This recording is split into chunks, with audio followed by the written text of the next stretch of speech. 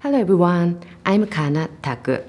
In post-traumatic growth or PTG literature, many of us believe that it is crucial to ask people before and after trauma in order to track how people changed. In fact, there are a lot of longitudinal studies that have been conducted over a period of time, but pre-trauma and post-trauma comparison is still rare, because most longitudinal studies are done after trauma, such as 6 months after and a year after, and the majority of the research done in this field has been cross-sectional instead. My lab also uses both cross-sectional and longitudinal research designs, but I have to admit that I have never been exactly sure how to interpret any changes in a scale, such as the post-traumatic growth inventory we observe. Although pretty much everybody says longitudinal research is necessary to study PTG, longitudinal data is not immune to inaccuracies of reporting due to a shift in the participants' baseline understanding of a concept. Although participants may originally score themselves as a 5 out of 5 for self-reliance before a traumatic event, their concept of what self-reliance looks like could drastically change after their event. Besides, if they were already at the 5 out of 5, the numbers have topped out, and it looks like there is no way they can show positive changes after the trauma. But it is due to an issue with the scale limitations, instead of the participant's perception or actual experiences. And this is called a ceiling effect. And we published a paper talking about how important it is to be aware of these kinds of ceiling and possibly floor effects while measuring change in PTG experiences over time. But even beyond these ceiling and floor effects, I've never been sure how we should interpret the mathematical changes that the participants in the middle of the pack report either. If their score changes from 4 to 3 for the statement like, "I learned a great deal about how wonderful people are," is it really decline? Or this person actually experienced PTG, so they more clearly and realistically see how people are, and so the changes from 4 to 3 may actually reflect personal growth. I feel like we will never know. The point is, people's definition and the meanings of what the 3 out of 5 may look very different after trauma. Well, apparently, 3 researchers from the University of Georgia established 3 types of changes back in 1975. I really like this paper. I'm so glad that I found it, so let me talk about it. So they first cover alpha change, which includes the same measurement and calibration. So we see some changes in numbers, and that's alpha change. This is analogs to height and weight, and this is what we tend to use in PTG literature. If my understanding of spirituality was a 2 before the event, and if it's a 3 now after the event, this would equal 1 point gained. Researchers would interpret this as increased. Similarly, researchers use scales assessing well-being or meaning in life.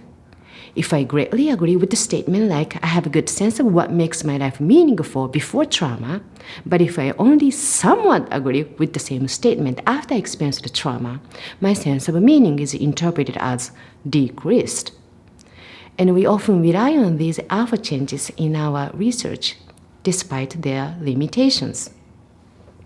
Beta change, on the other hand, involves the recalibration of the intervals that were previously used to measure some concepts. Participants can experience a flux in scale through a traumatic event. Although they may have had a great appreciation for the value of their life before an event, their understanding of how grateful their lives are could have been stretched by what had happened to them. In other words, the range of the scale measuring appreciation may now be much longer than before. Although at both times, a person may have given a 5 in their reports of appreciation, this is only because the 4 range of scale was not previously available. This shift of intervals, or stretch, or even shrink of a scale are referred to as rubber yardstick, which indicates a beta change. This is more than possible to occur among people who experienced PTG.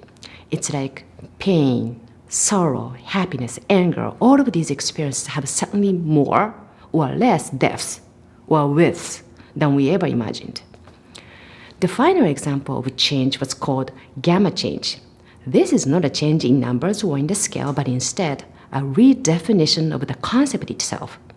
Instead of counting along a fixed ruler or stretching the rubber yardstick, the scale itself is changed. So it's like the shape or texture of the scale has completely changed. Or the concept we're trying to compare before and after may not have been existed before that happened. For example, participants may have indicated sorrow before an event, but this may be their first experience with actual grief. So there is no way we could measure grief before anything happened. This makes it impossible to have an accurate baseline for feelings they have never experienced in the past. These researchers who talked about alpha, beta, and gamma changes compared this shift to a Big Bang change. They even said change of change.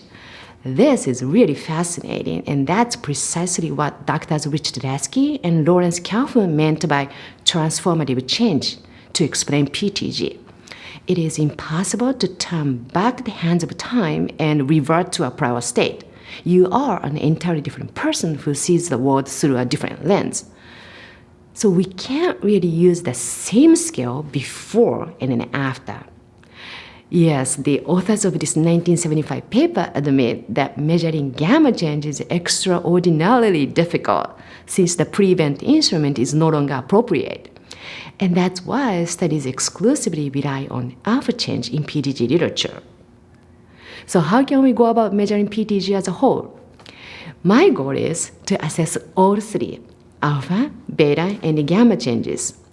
Well, I guess I will be reading through the 304 papers that have cited this paper to get additional insights to how this applies in our field. It's very exciting, and I'm working on this project with my collaborators right now. So stay tuned. Thank you for watching. Please subscribe to my channel. I will see you soon. Thanks.